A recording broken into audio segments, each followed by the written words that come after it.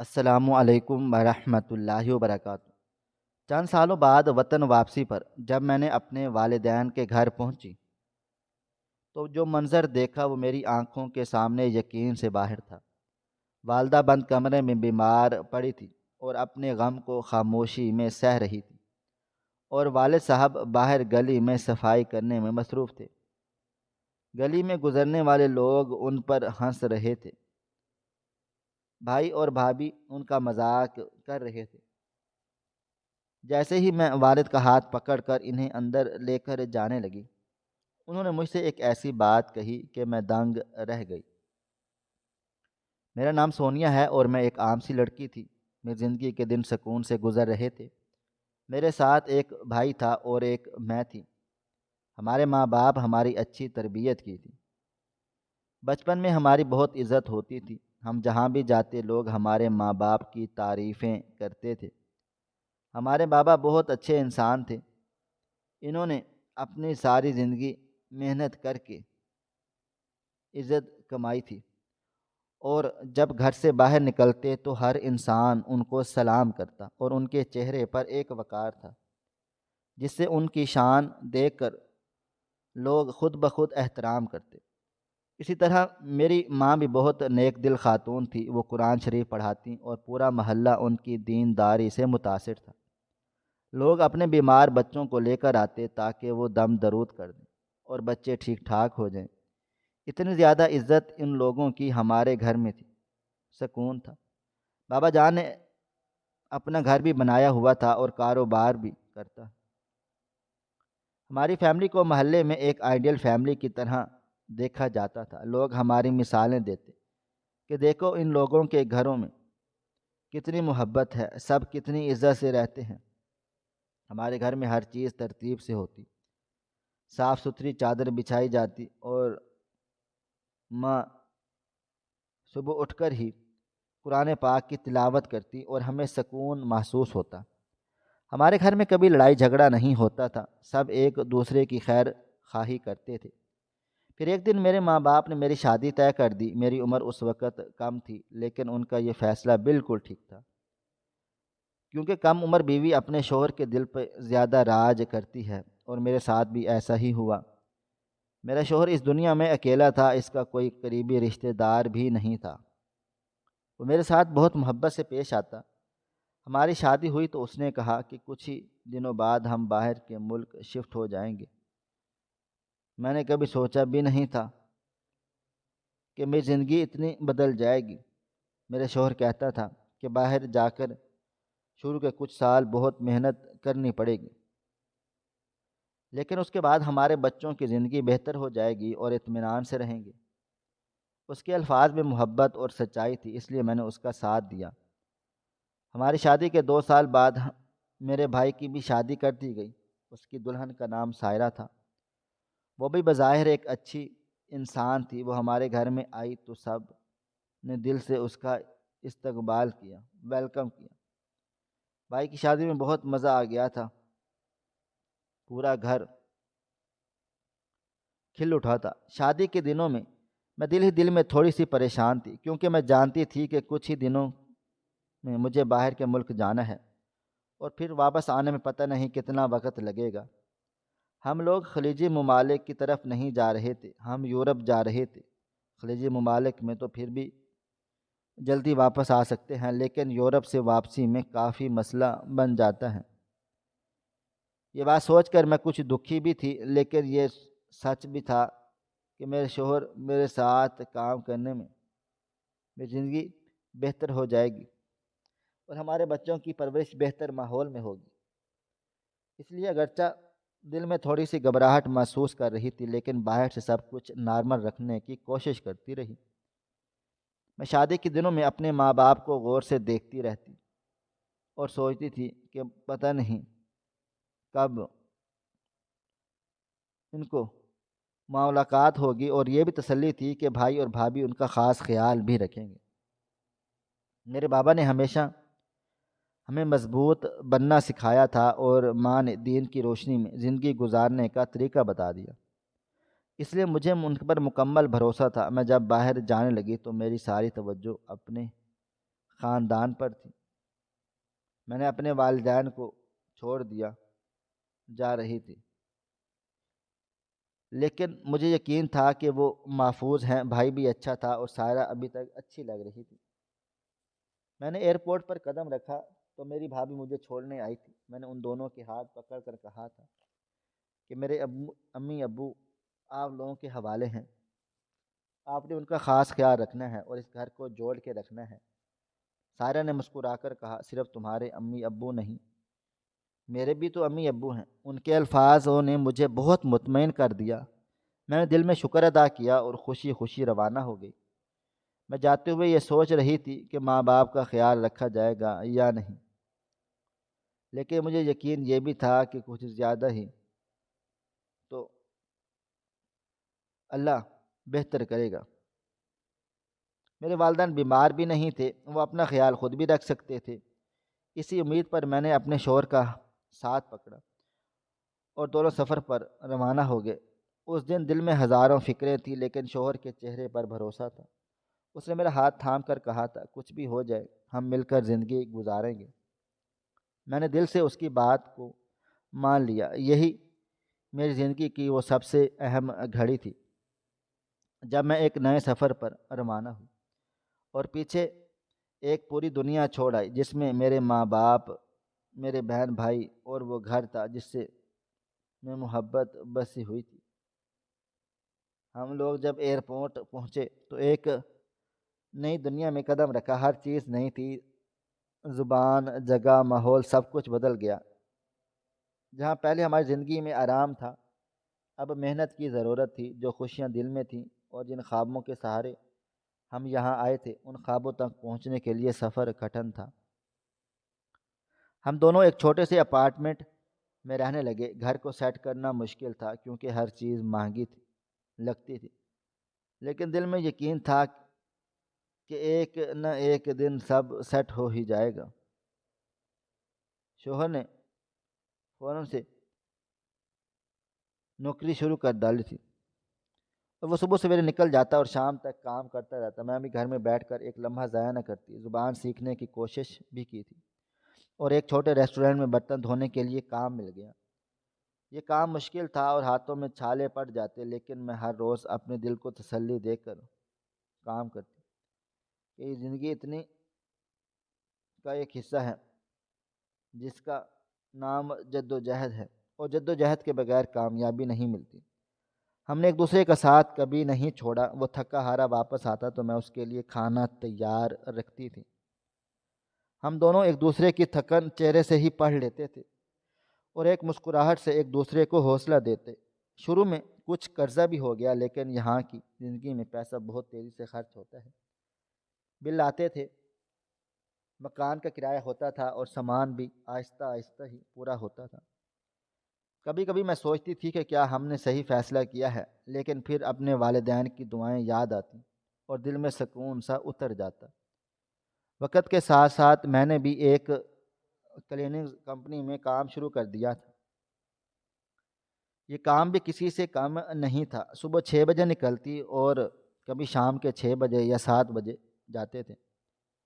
میں اپنے شوہر کو دیکھتی تو لگتا تھا کہ ہم دونوں تھک ہار گئے ہیں، لیکن اندر ہی اندر احساس ہوتا کہ ہم ایک بہتر مستقبل کی طرف بڑھ رہے ہیں۔ ایک دن ایسا بھی آیا کہ میں نے پہلی بار اپنی کمائی سے اپنے شوہر کے لیے گرم جیکٹ خریدی اور اس نے پہن کر کہا کہ یہ میری زندگی کا سب سے قیمتی تحفہ ہے، اور اس کے الفاظ میرے دل میں نقش ہو گئے۔ ان دونوں ماں باپ کی یاد بہت آتی تھی۔ فون پر بات ہوتی تھی لیکن وہ بھی کم ہونے لگی۔ پتہ نہیں کیوں فاصلے دلوں کے درمیان آہستہ آہستہ بڑھتے چلے گئے۔ شاید وہ اپنی زندگی میں مصروف ہو گئے یا ہم اپنی جد و جہد میں گم ہو گئے۔ کبھی کبھی مجھے لگتا تھا جیسے ہم دونوں اس دنیا میں اکیلے رہ گئے ہیں۔ میں رات کو چپکے سے آنسو بہا دیتی، کاش یہ کوئی ایک دن ہوتا جب میں پھر سے اپنے ماں باپ کی گود میں سر رکھ کر سو سکتی۔ ایسا نہیں تھا کہ انہوں نے ہمیں بھلا دیا تھا، ان کی دعائیں ہمیشہ میرے ساتھ تھیں، لیکن فون پر باتیں کم ہونے کی وجہ سے دل میں ایک اداسی سی بسی رہتی تھی۔ میں نے اپنے والد کی وہ رنگت یاد کرتی تھی جب وہ گھر سے باہر نکلتے وقت پورے محلے کے لوگ ان کو سلام کرتے تھے۔ مجھے اپنی والدہ کی وہ آواز یاد آتی جب وہ فجر کے وقت قرآن پاک تلاوت کرتی، اور گھر میں نورانی سکون بکھر جاتا اور یہ باتیں دل میں چبھنے لگتی۔ وقت کے ساتھ ساتھ زندگی کا نظام چلنے لگا، قرضے بھی آہستہ سے آہستہ کم پڑنے لگے، ہم دونوں اپنی محنت سے کچھ نہ کچھ بچت کرنے لگے، لیکن یہ حقیقت تھی کہ اس سفر میں ہم خود سے دور ہوتے جا رہے تھے اور خاندان سے بھی۔ یہ عجیب بات تھی کہ ہم نے خود کو اس سفر میں بہت مضبوط بنا لیا، لیکن دن میں ایک خلاصہ پیدا ہو گیا، جیسے کوئی اپنی جگہ سے ہٹ گیا ہو اور وہ جگہ کبھی بھر نہ سکے۔ پھر بھی میں ہر روز اپنے شوہر کا ساتھ دیتی تھی، وہ میرے ساتھ تھا، تو مجھے لگتا تھا کہ کوئی بھی مشکل بہت بڑی نہیں ہے۔ ہم دونوں نے اس سفر میں کبھی اکیلے سفر ہی نہیں کیا تھا، اس سفر میں ایک دوسرے کو سہارا دیا، اور یہی ہماری سب سے بڑی طاقت تھی۔ وقت گزرتا رہا، زندگی آگے بڑھتی رہی، کوئی بھی دکھ ہمیشہ نہیں رہتا، اس طرح کوئی بھی آسانی بھی ہمیشہ نہیں رہتی۔ انسان کو ہر حال میں شکر کرتے رہنا چاہیے۔ زندگی میں آنے والے ہر تجربے نے مجھے مضبوط بنا دیا تھا۔ میں جان گئی تھی کہ انسان کو محنت کرے تو وہ تقدیر کا دروازہ بھی ایک دن کھل ہی جاتا ہے۔ اس کے بعد ہمارے گھر کے حالات بہتر ہو گئے اور شوہر کی نوکری بھی اچھی ہو گئی۔ اللہ نے ایک مہینے سے بیٹے سے نواز ڈالا اور ہمارا بیٹا زندگی کی رونق بن گیا۔ وہ جب مسکراتا تو لگتا جیسے سارے دکھ دور ہو گئے ہوں۔ اب ہم ایک اچھے گھر میں رہنے لگے اور قرضے بھی اتر گئے تھے۔ ہم نے زندگی کی وہ کٹھن منزلیں پار کر لیں جن کے بارے میں کبھی سوچا بھی نہیں تھا۔ میں نے ایک دن شوہر سے کہا کہ میں اپنے امی ابو سے ملنے جانا چاہتی ہوں، کافی سال گزر چکے تھے اور اب صرف تہواروں پر ہی بات ہوتی تھی، اور یہ بات میرے دل کو کھٹکتی رہتی تھی کہ ہمارے درمیان دوری کیوں بڑھ گئی ہے۔ ہم نے کبھی ایسا نہیں سوچا کہ وقت اس طرح بدل دے گا، باتیں کم ہو جائیں گی، بات ہوتی تھی تو ایک ہی جملہ سننے کو ملتا کہ سب کچھ ٹھیک ہے، اللہ کا شکر ہے، لیکن پتہ نہیں کیوں کہ سب کچھ مجھے ٹھیک نہیں لگتا تھا۔ پتہ نہیں کیوں دل گھبراتا تھا، اندر سے کوئی کہہ رہا تھا کہ کچھ ٹھیک نہیں۔ اس لیے میں نے کہا کہ ہمیں واپس جانا چاہیے۔ شوہر نے میری بات کو سنجیدگی سے لیا، وہ بھی کچھ دنوں سے محسوس کر رہے تھے کہ میرا دل اداس رہنے لگا ہے۔ اس نے کہا، ہاں چلو چلتے ہیں، تم اپنے گھر والوں سے ملنا اور میں اپنے دوستوں یاروں سے مل لوں گا۔ اس کے گھر والے تو کوئی تھے ہی نہیں نا، وہ ہمیشہ کہتا تھا کہ وہ اس دنیا میں مجھ سے جڑا ہوا ہے۔ یہ سن کر مجھے ایک پیار بھری ذمہ داری کا احساس ہوتا۔ یوں ہم نے پاکستان جانے کا پلان بنا لیا، لیکن کسی کو بتایا نہیں، یہ سوچ کر کہ ان کو سرپرائز دیں گے۔ ہم دونوں بہت خوش تھے اور جذبات میں بہہ گئے۔ ہم دونوں عجیب سی خوشی بھی تھی، جیسے بچپن میں کہیں جانے کا شوق ہوتا ہے، اور اس بار یہ شوق اپنے گھر والوں سے ملنے کا تھا۔ میں نے کہا کہ میں اس بار خالی ہاتھ نہیں جاؤں گی۔ میں نے ان کے لیے ڈھیر ساری شاپنگ کر لی تھی، چیزیں لی تھیں، پیسوں کا کوئی مسئلہ نہیں تھا۔ سوچا تھا کہ ان سب کے چہروں پر خوشی دیکھوں گی تو دل خوش ہو جائے گا۔ میں نے ماں کے لیے کپڑے لیے تھے، ان رنگوں والے کپڑے جنہیں وہ ہمیشہ پسند کرتی تھی، سارا لیکن سادہ سی لیکن خوبصورت۔ میں نے ان کے لیے ایک اچھی سی چادر بھی لی اور جن پر پھولوں کی کڑھائی تھی۔ بابا کے لیے کپڑے لیے، وہ ہمیشہ سے سفید شلوار قمیض پہنتے تھے، اس لیے میں نے ان کے لیے وہی کپڑے لیے جو ان کی عزت سے حساب سے ہوں۔ میں نے اپنے بھائی کے لیے بھی شاپنگ کی، جوتے لیے اور کچھ قیمتی چیزیں بھی تاکہ اسے اچھا لگے۔ بھابھی کے لیے تو میرے کپڑوں کی پوری محبت نکل آئی تھی۔ میں نے اس کے لیے بہت ساری چیزیں خرید لی تھیں، وہی چیزیں جو اوروں کو پسند ہوتی ہیں، بہترین کپڑے، سنہرے دھاگے کی کڑھائی والا دوپٹہ، ایک خوبصورت پرس اور کچھ زیور بھی لیے تھے۔ دل میں سوچ رہی تھی کہ جب وہ سب یہ دیکھے گی تو خوش ہو جائے گی، کیونکہ وہ اب ہماری فیملی کا حصہ ہے۔ میں چاہتی تھی کہ وہ اپنے آپ کو خاص محسوس کرے۔ لیکن ایک بات مجھے بہت عجیب لگتی تھی کہ واقعی عجیب کہ ان سالوں میں میری ماں باپ سے تو پھر بھی بات ہوتی رہی، لیکن بھائی سے صرف ایک ہی عید پر بات ہوئی تھی، وہ بھی پہلی عید پر جو ہمارے شادی کے بعد آئی تھی۔ اس کے بعد اس نے کبھی مجھ سے بات نہیں کی۔ میری ماں جب بھی بات کرتی یہی کہتی، بیٹا وہ بہت مصروف رہتا ہے، اب گھر کے سارے کام سنبھالتا ہے، اپنے کاروبار میں لگا ہے۔ میں شاید مطمئن ہو جاتی، لیکن دل کے کسی گوشے میں یہ بات چبھنے لگی۔ آخر بھائی نے خود کو ایک بار بھی اماں سے میرا نمبر نہیں لیا۔ کیا بات تھی؟ کیا ساری دنیا مصروف ہوتی ہے؟ کیا رشتے مصروفی میں یہ بھولے نہیں جا سکتے؟ میں نے ان باتوں کو اپنے دل پر پتھر رکھ کر دبانے کی کوشش کی، لیکن دل انسان کا ہوتا ہے، پتھر کا نہیں، بس چپ چاپ سہ لے۔ میں نے جب بیٹے کو دیکھتی تو لگتا تھا وہ اپنے نانا ابو کی گود میں کھیل رہا ہوگا، وہ اپنی نانی سے لپٹا ہوا ہوگا، لیکن ایک خلش رہتی تھی کہ وہ اپنے ماموں سے ابھی تک ملا ہی نہیں۔ یہی سوچ کر میں نے اور بھی زیادہ بے چین ہو جاتی۔ جس دن میں نے شوہر کو کہا کہ ہم واقعہ جلدی چلتے ہیں، اس نے فوراً ٹکٹ بک کروا دی اور ہم کچھ دن کے بعد وہاں سے اڑ کر رہ کر سیدھا پاکستان واپس آ جائیں گے۔ میری خوشی کا کوئی ٹھکانہ نہیں تھا۔ میں رات کو بھی سوچتی رہتی کہ جب ماں کے سامنے جاؤں گی تو کیا کروں گی؟ کیا پہلے ان کی گود میں اپنا سر رکھوں گی یا ان کے ہاتھ چوموں گی؟ میری آنکھوں میں آنسو آ جاتے تھے، لیکن وہ آنسو خوشی کے تھے، دکھ کے نہیں۔ اللہ نے ہمیں سفر کی بھی سہولت دے ڈالی تھی۔ ویسے تو ہمارے جانے کو کسی کو شک نہیں تھا، کیونکہ ہم نے کبھی کسی کو بتایا ہی نہیں۔ یہی سوچ کر اچانک جا کر دل خوش کریں گے، لیکن دل کے اندر کہیں ایک خوف بھی تھا، کہیں یہ فاصلہ کچھ بدل نہ گیا ہو، کہیں یہ خاموشی کسی اور قسم کا رنگ نہ لے لے۔ لیکن پھر میں نے فوراً دل کو یہ کہہ کر تسلی دی کہ نہیں، ایسا کچھ بھی نہیں ہوگا، اور کیونکہ ہمارے والدین ہمارے لیے دعاؤں کے سمندر ہیں، ان کے دل دوڑتے دلوں کی طرح ہوتے ہیں جہاں محبت ہمیشہ اپنی جگہ بنائے رکھتی ہے۔ یہ سوچ کر میں ایک ایک دن گننے لگی کہ کب ہم لوگ روانہ ہوں گے اور کب وہ لمحہ آئے گا جب میں اپنے گھر کی دہلیز پار کروں گی اور اپنی ماں کی آنکھوں میں اپنے لیے خوشی دیکھوں گی۔ میں اس وقت یہی سوچ رکھا تھا کہ دنیا کہتی تو رہی کہ وقت بدل جاتا ہے، لیکن میں جانتی تھی کہ کچھ رشتے ہمیشہ دل سے ہی اتر جاتے ہیں، اور دل سے جڑا کوئی بھی رشتہ کبھی نہیں ٹوٹتا۔ اسی امید اور دعا کے ساتھ ہم نے پاکستان واپسی کا فیصلہ کر لیا۔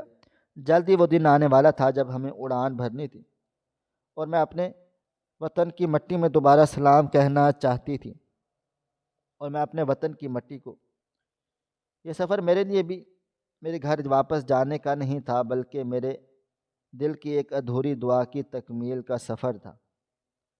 جب ہم لوگ گھر واپس آ گئے تھے تو وہ بہت زیادہ آگے وہ بہت زیادہ تھکے ہارے تھے۔ عمران سفر کی تھکان جسم پر بھی تھی اور ذہن پر بھی، لیکن دل میں ایک ہی خواہش تھی کہ جلدی سے اپنے ماں باپ کو دیکھوں۔ میرے شوہر نے ہوٹل بک کر لیا، ہم رات کو قیام کر لیا اور صبح سویرے اس نے کہا کہ کل تمہارے بابا کے پاس چلیں گے، اور صبح جب میری آنکھ کھل گئی تو اچھے ناشتے کا وقت ہی تھا۔ شوہر کے فون کال پر آنکھ، وہ ایک ضروری کام پڑ گیا ہے، اس نے کہا کہ تم چلی جاؤ، میں شام تک آ جاؤں گا۔ میں نے سوچا کہ انتظار نہیں کرنا چاہیے، کیونکہ دل بہت بے چین تھا۔ میں نے اپنے بیٹے کو لے کر اپنے گھر کی طرف روانہ ہو گئی تھی۔ میرے دل کی دھڑکن بڑھتی چلی جا رہی تھی، ہر قدم کے ساتھ جیسے بچپن یاد آنے لگا۔ گلیاں نظر آ رہی تھی، وہی پرانا محلہ، وہی در و دیوار، لیکن اس بار عجیب سا لگا، جیسے کچھ بدل گیا۔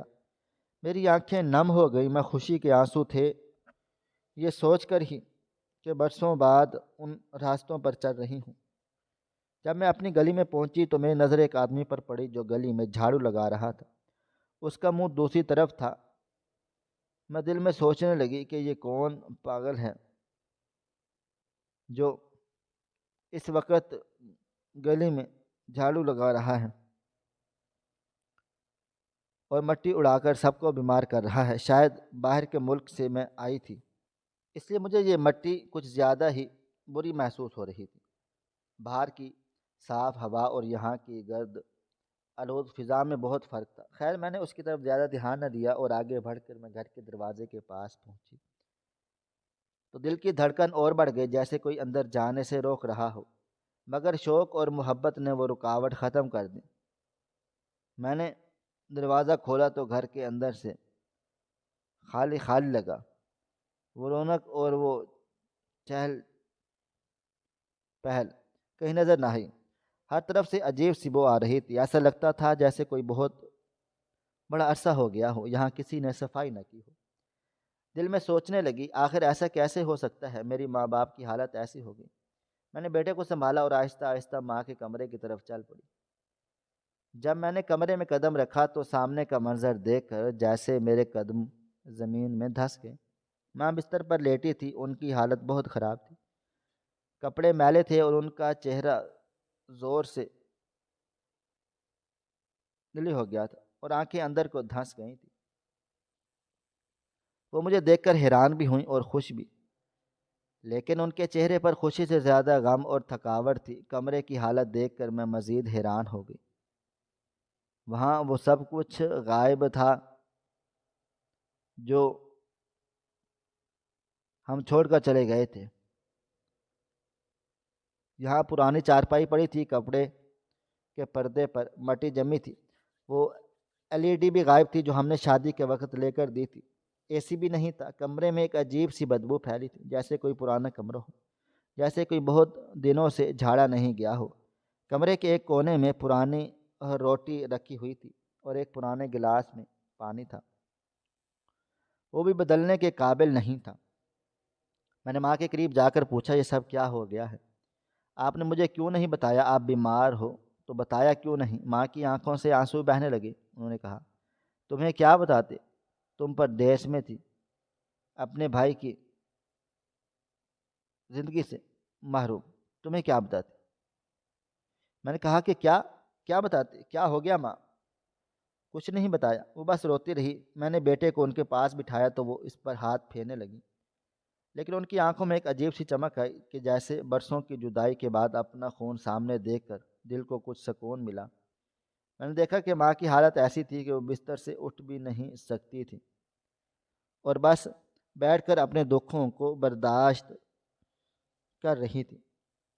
میری آنکھوں میں آنسو آ گئے۔ میں نے انہیں اس طرح تو نہیں چھوڑ کر گئی تھی، میں تو چاہتی تھی کہ ان کے لیے آسانیاں چھوڑ دوں اور واپس آ کر ان کو خوش دیکھوں، لیکن ان کی یہ حالت دیکھ کر دل جیسے چھلنی ہو گیا۔ تھوڑی دیر کے لیے میرا دل و دماغ جیسے معاف ہو گیا ہوں۔ مجھے سمجھ نہیں آیا تھا کہ یہ ہو کیا رہا ہے۔ جب آپ اپنے پیسے سے ہنستے کھیلتے ہیں تو ماں باپ کو بھی چھوڑ کر چلے جاتے ہیں، واپس آ کر ان کی حالت دیکھتے ہیں تو آپ پر کیا گزرتی؟ میں نے بڑی مشکل سے خود کو سنبھالا اور اب دوبارہ پوچھا، بابا کہاں ہیں؟ تو ماں اور بھی زیادہ رونے لگی۔ ان کے آنسو رکنے کا نام نہ لے رہے تھے۔ میں نے آگے بڑھ کر ان کا ہاتھ تھاما اور کہا، ماں پلیز بتائیں نا، کہیں بابا کو کچھ ہوا تو نہیں گیا؟ لیکن انہوں نے پھر بھی کچھ نہ کہا، صرف رونے لگے۔ میرا دل جیسے سینے میں ڈوبنے لگا، کسی نے میرے اندر سے سانسیں کھینچ لی ہوں اور ایسی تکلیف دہ ہو رہی تھی۔ جن ماں باپ کو اتنا پیار ہو، جن کی دعاؤں میں آپ نے زندگی گزار دی ہو، جب ان کی حالت آپ کے سامنے ہو، اس حالت میں ہو، وہ بستر سے اٹھ نہ سکیں، بات نہ کر سکیں، کھانا پینا بھی ان کے لیے مشکل ہو جائے، تو دل کی تکلیف لفظوں میں بیان نہیں ہو سکتی۔ میں ابھی بھی کھڑی تھی اور دل میں ہزاروں سوال تھے کہ آخر ہوا کیا ہے؟ اماں یہ کیسے سب کچھ ہو گیا؟ اور ہم سب سے اہم سوال یہ ہے کہ اس دوران میرا بھائی کہاں تھا؟ کیوں اس نے اپنی ماں کی یہ حالت ہونے دی؟ کیوں اس نے اس گھر کا حال نہیں پوچھا؟ میں اپنے دل کو تھام کر فیصلہ کیا، میں اس راز کو کھول کر رہوں گی، کیونکہ جو کچھ میری ماں نے اب تک برداشت کیا ہے وہ کسی بھی بیٹی کے لیے جان سے بڑھ کر نہیں ہوتا، ان سے تکلیف ہوتی ہے۔ جب میں نے ماں سے پوچھا کہ بابا کہاں ہیں تو انہوں نے باہر گلی میں میں نے حیران ہو کر پوچھا کیا مطلب گلی میں؟ وہاں کیا کر رہی؟ کون سا وقت ہے؟ گلی میں بیٹھنے کا۔ میرے دل پر ایک زوردار اور ایک عجیب سا خدشہ پیدا ہوا۔ میں جلدی سے باہر نکلی۔ جب میں باہر جا کر دیکھا تو میرے قدموں نیچے سے زمین نکل گئی۔ جو آدمی تھوڑی دیر پہلے جھاڑو لگاتے ہوئے دیکھا تھا، جسے دیکھ کر میں نے سوچا تھا کہ شاید کوئی جمعہ دار ہوگا، وہی میرے تو بابا تھے۔ ان کے ہاتھ میں جھاڑو تھا اور وہ گلی کی صفائی کر رہے تھے۔ گھر باہر لوگوں کے دروازے کھلے تھے اور باہر جھانک کر میرے بابا کو دیکھ کر ہنس رہے تھے۔ کسی نے تو آواز لگا کر کہا دیکھو اس کا کیا حال ہو گیا ہے۔ مجھے حیرانگی کے ساتھ ساتھ شرمندگی بھی محسوس ہوئی۔ یہ وہی بابا تھے جنہیں لوگ عزت سے سلام کیا کرتے تھے، لیکن آج ان پر ہنس رہے تھے۔ میں نے جیسے ہی بابا کو آواز دی تو وہ بھی چونک گئے۔ انہیں بالکل بھی اندازہ نہیں تھا کہ میں چلی آئی ہوں۔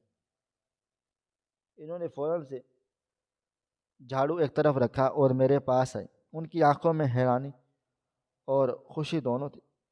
وہ میرے بیٹے کو اٹھانا چاہتے تھے لیکن رک گئے۔ کہنے لگے میرے ہاتھوں پر مٹی لگی ہے، میں ہاتھ دھو لوں کر آتا ہوں۔ میرے دل کی دھڑکنیں تیز تھی۔ میں ضبط کے بولی آپ کے ہاتھوں پر مٹی کیوں لگی ہے؟ بھائی کہاں ہیں؟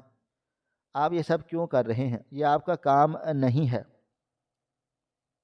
بابا نے آنکھیں نیچی کر کے کہا بیٹی یہی کام کر رہا ہوں، اب مہینے کے کچھ پیسے بن جاتے ہیں جو تیری ماں کی دعا کے کام آتے ہیں۔ میں نے حیرانی سے پوچھا بھائی کہاں ہے؟ کیا وہ زندہ نہیں؟ میں نے دل میں سوچا تھا کہ وہ مر تو نہیں گیا جو آپ کو یہ سب کرنا پڑ رہا ہے، لیکن میں نے زبان سے نہیں کہا۔ تھوڑی دیر کے بعد بابا ہاتھ منہ دھو کر گھر کے اندر آئے اور کمرے میں بیٹھ گئے۔ میں ان کے پاس بیٹھ گئی اور پوچھا کہ سچ سچ بتائیں یہ سب کیسے ہوا؟ انہوں نے کہا کہ کیا بتاؤں، بہت کچھ ہو گیا۔ میں تھوڑا سا جھنجھلا کر بولی چھوڑیں جو کچھ بھی ہوا پرانا ہو گیا، اب میرے ساتھ چلیں سب چھوڑ چھاڑ کر۔ لیکن بابا نے سر ہلا کر منع کر دیا۔ کہنے لگے ہم یہاں سے جا نہیں سکتے۔ میں نے کہا کہ کیا مطلب، اب کیوں نہیں جا سکتے؟ انہوں نے بتایا کہ انہوں نے ایک کانٹریکٹ سائن کیا۔ میں حیران رہ گئی، پوچھا کیسا کانٹریکٹ؟ بابا نے کچھ دیر خاموش رہ کر کہا وہ ساری رات باتیں بعد میں بتاؤں گا، لیکن ان کی آنکھوں میں ایک ایسا دکھ تھا جیسے انہیں اپنی ہی غلطی پر افسوس ہو۔ ایسا لگ رہا تھا کہ غلطی انجانے میں ہوئی لیکن اس کی سزا بڑی بھاری تھی۔ وہیں بیٹھے مجھے اندازہ ہو گیا کہ میری غیر حاضری میں بہت کچھ بدل چکا تھا۔ وہی ماں باپ جنہوں نے میرے دل و دماغ میں محفوظ رکھے اور آج کسی معاہدے میں پھنس کر اپنے گھر میں قید تھے۔ یہ وہ صدمہ تھا جو میرے لیے برداشت کرنا بہت مشکل تھا۔ میں حیرت اور صدمے کی حالت میں بابا کے ساتھ کمرے میں بیٹھی تو ماں بھی ہمارے پاس آ گئی۔ ان کی حالت پہلے کی نسبت کمزور لگ رہی تھی۔ آنکھوں کے نیچے گہرے حلقے تھے اور چہرے پر ایک عجیب سی اداسی چھائی ہوئی تھی۔ میں نے دونوں کو دیکھا اور آہستہ سے کہا کہ مجھے سب کچھ بتائیں، یہ سب کیسے ہوا؟ بابا نے ایک لمبی سانس لی اور ماں کی طرف دیکھا جیسے اجازت مانگ رہے ہیں۔ ماں نے دھیمی آواز میں بولنا شروع کیا سونیا بیٹا، جب تم شادی کے بعد یہاں سے چلی گئی تھی تو شادی کے شروع کے دن اچھے تھے۔ سائرہ ہمارے ساتھ رہتی تھی، وہ مسکراتی تھی اور بہت نرم لہجے میں بات چیت کرتی تھی، گھر کا ہر کام خود کرتی تھی، مجھے کہتی تھی کہ آپ آرام کریں، اب میں یہاں ہوں نا تو سوچتی تھی کہ لو دیکھو کیسی خوش نصیب ہے میں کہ کتنی اچھی بہو ملی۔ سائرہ نے شروع کے دنوں میں ہمیں کبھی احساس نہیں ہونے دیا کہ کوئی غیر ہمارے گھر میں ہے۔ وہ کھانا بھی خود بناتی اور صفائی بھی کرتی، میرے ہاتھ میں کپڑے پکڑا دیتی کہ آپ مت کریں، میں کر لوں گی۔ لیکن سونیا یہ سب بس چند ماہ کی بات تھی، پھر آہستہ آہستہ وہ بدلنے لگی۔ پہلے تو زبان بدل گئی، لہجہ بدل گیا، پھر نظریہ بدل گیا، اب وہ ہر کام میں مداخلت کرنے لگی۔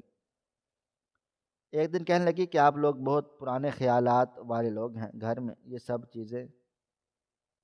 سب انتظامیہ میں ہونی چاہیے۔ بابا نے سمجھا کہ شاید وہ گھر بہتر بنانا چاہتی ہے، لیکن کچھ ہی دنوں میں ہمیں احساس ہوا کہ وہ ہمارے ہی گھر میں پرایا محسوس کرانے لگی۔ بابا نے بات آگے بڑھاتے ہوئے کہا ایک دن سائرہ نے کہا کہ گھر میں اے سی لگوانا ہے، ہم تو خوش ہوئے، چلو اچھا ہے گرمی سے بچت ہوگی، لیکن جب اے سی لگ گیا تو سائرہ نے کہا یہ میرا کمرہ ہے، آپ لوگ اس میں نہیں بیٹھا کریں۔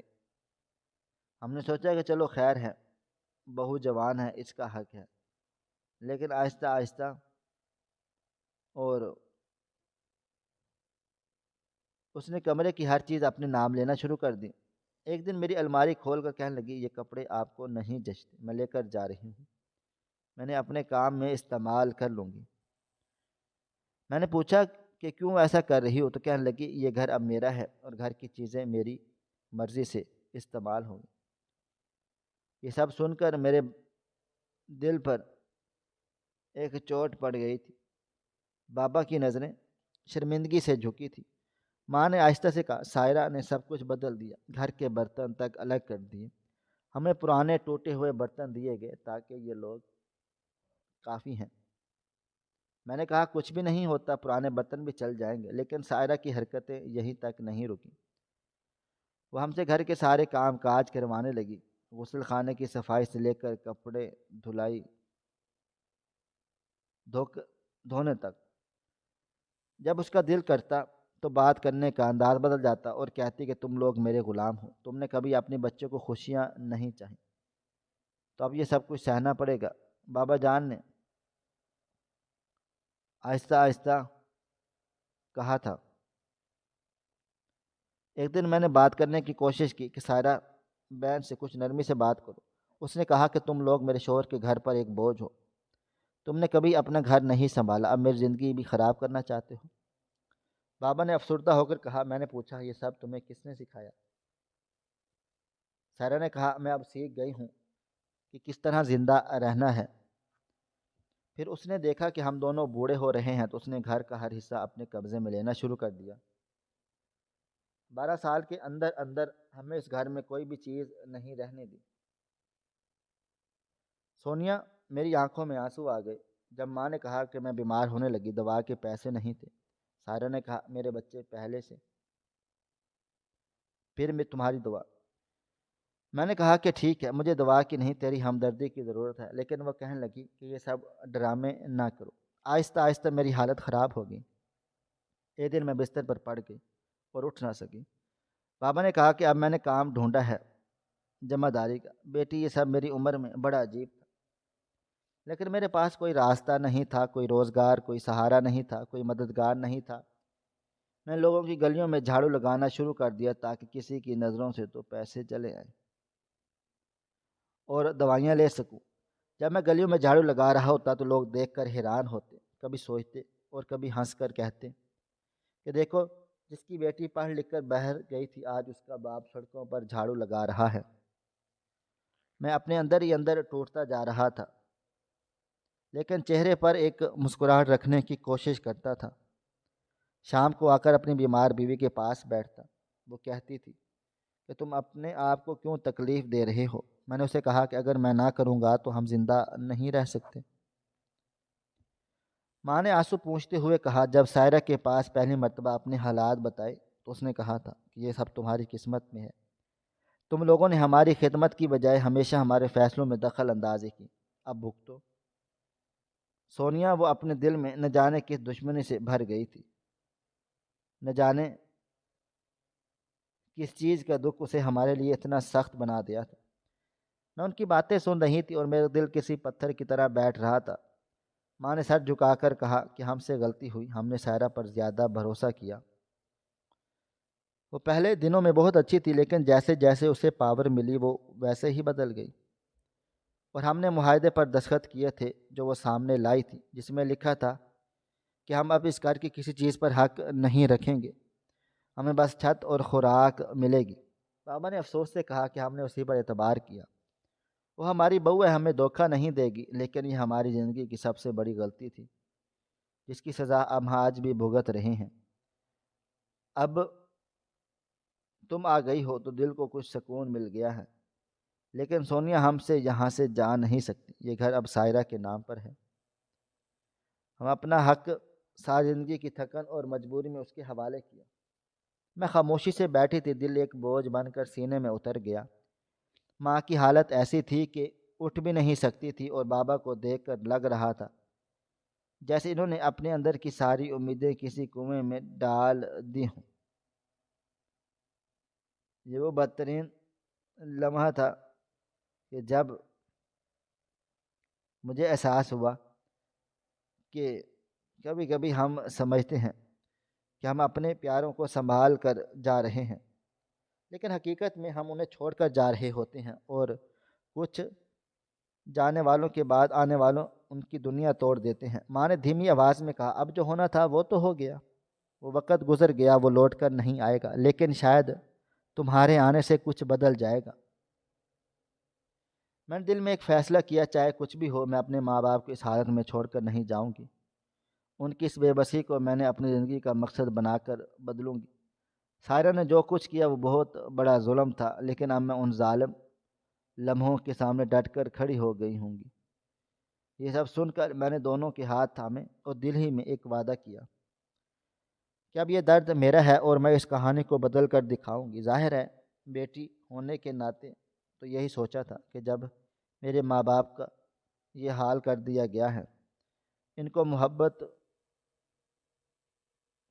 محنت مزدوری کرنی پڑ گئی ہے، نہ علاج ہے، نہ کھانا پینا ہے، نہ کپڑے ہیں، نہ پیسے ہیں، تو میں پھر اپنے ساتھ لے جاؤں۔ جب میں نے یہ نہیں سوچا تھا کس طرح ان کو اپنے ساتھ لے جاؤں، لیکن میں نے تو یہی سوچنا تھا، لیکن بابا نے کہا کہ ایک بات ہے جو تمہیں بتانی ہے، جس کے بعد شاید تم بھی ہماری مدد نہیں کر پاؤ گی۔ میں حیران ہو گئی، وہ کون سی بات؟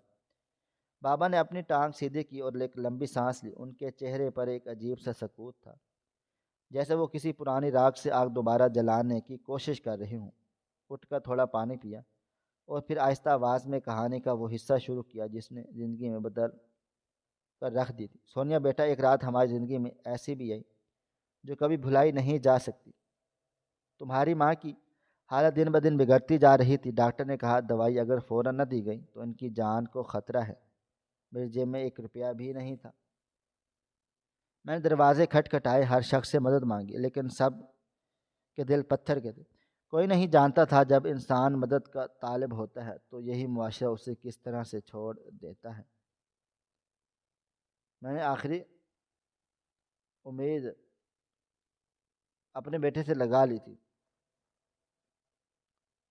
کہ وہ اپنی ماں کا درد نہیں دیکھ سکتا۔ ایک رات میں اس کے سامنے ہاتھ پھیلا کر کھڑا ہو گیا اور کہا تمہاری ماں بیمار ہے، اگر دوائی نہ ملی تو شاید وہ زندہ نہ رہے۔ اس نے میری طرف دیکھا اور ایک عجیب سا سکون سے جواب دیا، میں پیسے دے سکتا ہوں، علاج بھی کروا سکتا ہوں، لیکن آپ لوگ یہ گھر میرے نام کرا دیں۔ میں نے حیرت سے پوچھا تم یہی چاہتے ہو؟ اس نے کہا یہ میرا حق ہے، مجھے میرا میراث چاہیے۔ میں نے بہت سوچا سمجھا،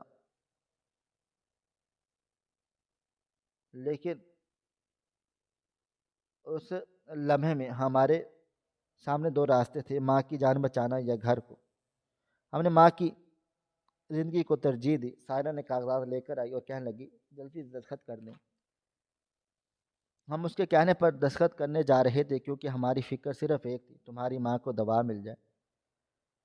اس کے چہرے پر ایک عجیب سی چمک تھی جو اب سمجھ آ رہی تھی کہ زندگی کس کی درندگی تھی۔ وہ کاغذات لے کر چلی گئی اور تھوڑی دیر کے بعد آ کر کچھ پیسے دے دی۔ ہم دوائیاں لے کر تمہاری ماں کو دوا دی اور ان کی جان بچ گئی۔ کچھ دنوں کے بعد ہمیں پتہ چلا کہ وہ ہم سے جلدی کاغذات پر دستخط کروائے گئے تھے۔ اس میں نہ صرف گھر کے بلکہ ہمارے کاروبار کے بھی کاغذات تھے۔ اس نے دونوں اپنے نام پر کر لیے، لیکن ان میں سے ایک اور کاغذ بھی تھا جس پر ہمارے دستخط کرائے گئے۔ اس میں لکھا تھا کہ ہم ساری زندگی ان کی غلامی کریں گے، نوکر اور نوکرانی بن کر رہیں گے، اور کوئی قانونی حق یہ تمام حقوق سائرہ کے بالکل بھی نہیں ہوں گے۔ یہ جان کر جیسے میرے قدموں کے نیچے سے زمین نکل گئی۔ میں نے کاغذ پڑھا اور سر پکڑ کر بیٹھ گیا۔ تمہاری ماں نے میری آنکھوں میں دیکھا، ہم نے اپنی زندگی کے آخری سہارے کو بھی کسی ظالم کے ہاتھوں میں دے دیا۔ اب ہم اس گھر میں اپنے بیٹے کے رحم و کرم پر تھے، اب ہم یہاں سے جا نہیں سکتے، ہم پر پابندی لگ چکی ہے، ہم اس جگہ سے کہیں بھی نہیں جا سکتے۔ مجھے یاد ہے وہ لمحہ جب میں نے سائرہ کے سامنے چلاک لوگوں سوال کیا کہ تم نے ایسا کیوں کیا؟ وہ کہنے لگی دنیا اب چلاک لوگوں کو بے وقوفوں کی نہیں، تم دونوں نے جو کچھ کمایا وہ اب ہماری ملکیت ہے، ہماری زندگی اب ان چار دیواروں میں نوکری کے نام بند ہو گئی۔ میں نے تمہاری ماں کی طرف دیکھا، ان کی آنکھوں میں آنسو تھے مگر وہ بے آواز رو رہی تھی۔ میں اس کی بے بسی کو ختم کرنا چاہتا تھا لیکن میری اس زبان ساتھ چھوڑ گئی۔ میں نے صرف دل میں یہ درد دبایا کہ جب اپنے ہی بچے اپنے والدین کے دشمن بن جائیں تو پھر دنیا میں کس سے امید رکھی جا سکتی ہے۔ میں نے تمہیں دیکھا اور گویا میری خاموشی تم پر پہنچ گئی۔ تمہاری آنکھوں میں وہ آگ بھڑک رہی تھی جو مجھے یہاں تک لے کر چلی گئی تھی۔ میں نے کبھی بھی امید نہیں کی تھی تم اپنے شوہر کے ساتھ آئی اور اپنے بھائی پر کیس کیا اور عدالت کے ذریعے اپنا حصہ واپس لیا۔ میرے دل کی دھڑکن جیسے دوبارہ شروع ہو گئی۔ میں نے سنا ہے کہ کسی کے چلے جانے کے بعد کچھ لوگ پلٹ کر نہیں آتے، لیکن تم نے ثابت کر دیا کہ سچے رشتے کبھی نہیں مرتے۔ تم نے ہمارا ساتھ دیا، تم نے اپنا حصہ لے کر ہمیں گھر بنایا، تم نے نوکر رکھے اور مہینے کے اخراجات اپنے ذمے لیے۔ تم نے یوں ہماری زندگی میں خوشی کی ایک روشنی بھر دی جسے اندھیرے میں صبح کی پہلی کرن تمہارے شوہر نے بھی اپنا فرض ادا کرنا چاہو تو کر سکتی ہو، تمہارا حق ہے، تم والدین کا سہارا بن سکتی ہو۔ ہم نے نئے گھر میں قدم رکھا، زندگی میں ایک پہلی بار جینے کی اس جگہ اٹھی تھی تمنا۔ 2 مہینے بیت کے میں نے تمہاری ماں کو نئے بستروں پر مسکراتے ہوئے دیکھا۔ تمہاری ماں کی حالت بہتر ہوئی اور میری بوڑھی ہڈیاں بھی کہیں نہ کہیں سکون محسوس کرنے لگیں۔ میں اپنے گھر کے باہر بیٹھ کر بچوں کی آوازیں سنتا اور سوچتا کہ ہم نے دنیا تو کھو دی لیکن اپنے لیے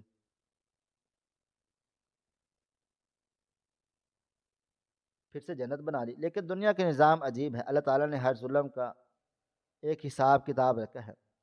ایک دن جب سائرہ اور تمہارا بھائی اپنے گھر میں بیٹھے تھے تو اچانک سے سلنڈر پھٹنے سے آگ لگ گئی۔ انہیں بچانے کی کوشش کی گئی لیکن وہ دونوں اس دنیا سے چلے گئے۔ یہ خبر مجھ پر بجلی بن کر گری۔ وہ میرا بیٹا تھا لیکن اس کا انجام مجھے اپنے رب کی قدرت کی یاد دلا گیا۔ میں نے کئی دن روتے ہوئے گزارے۔ میں نے یہ سوچتا تھا کہ ماں باپ کی بد دعا کبھی کبھی اتنی بھی خاموش ہوتی ہے کہ اپنے ہی بچوں کو لے کر ڈوبتی ہے، اور کب سے اس کا ماتھا کرنا چھوڑ دیا ماتم۔ اس نے ہمیں چھوڑ دیا، وہ بہت پہلے ہمیں چھوڑ چکا تھا۔ مرنے کے بعد جیسے وہ ہماری زندگیوں سے محو نہ رہا۔ ہم نے اس کے لیے دعا کی کہ اس کی روح کو سکون ملے، لیکن مجھے کہیں نہ کہیں یقین ہو چکا تھا کہ دنیا کا انصاف سست ہو سکتا ہے لیکن مکمل ہوتا ضرور ہے۔ زندگی اب معمول پر آنے لگ گئی تھی۔ میں اور تمہاری ماں اپنے گھر میں رہنے لگے۔ تم نے نوکر اور نوکرانی رکھ دیے جو ہمارے کام کرتے۔ ہر ماہ تمہارے بھیجے ہوئے پیسے ہمارے لیے جینے کا سہارا بن گئے۔ میں اب صبح اٹھ کر قرآن پاک پڑھتا تھا اور شام کو باہر بیٹھ کر پرانے دنوں کو یاد کرتا تھا اور اپنی زندگی کو تقدیر کا حصہ سمجھ کر قبول کرتا تھا۔ آج تم لوگ دوبارہ باہر کے ملک جا رہے ہو۔ تمہارے چہرے پر ایک جائت ہے جس سے لگتا ہے کہ تم نے یہ دنیا دیکھی ہے اور اس میں موجود ہر قسم کی بھول بھلائیاں سمجھ لی ہیں۔ تم کہتی ہو یہ دنیا، یہ معاشرہ اور یہ قسمت کچھ بھی ہو، تم نے اپنی ذمہ داری نبھائی ہے، یہی اصل کامیابی ہے۔ میں تمہیں دعاؤں کے ساتھ رخصت کرتا ہوں۔ تمہاری ماں نے تمہارا ہاتھ تھام کر کہا، زندگی میں ہر انسان آزمائشوں کا سامنا کرتا ہے لیکن خوش نصیب وہ ہے جو اپنی ضمیر کو زندہ رکھ کر ان آزمائشوں سے سرخرو ہوتے ہیں۔ ہمارا راستہ کٹھن تھا لیکن ہم نے ہار نہیں مانی۔ تم نے ہمارے لیے کہا کیا، اب ہماری دعائیں تمہارے ساتھ رہیں گی۔ ہماری کہانی کا یہ انجام دھندلا نہیں بلکہ روشن ہے۔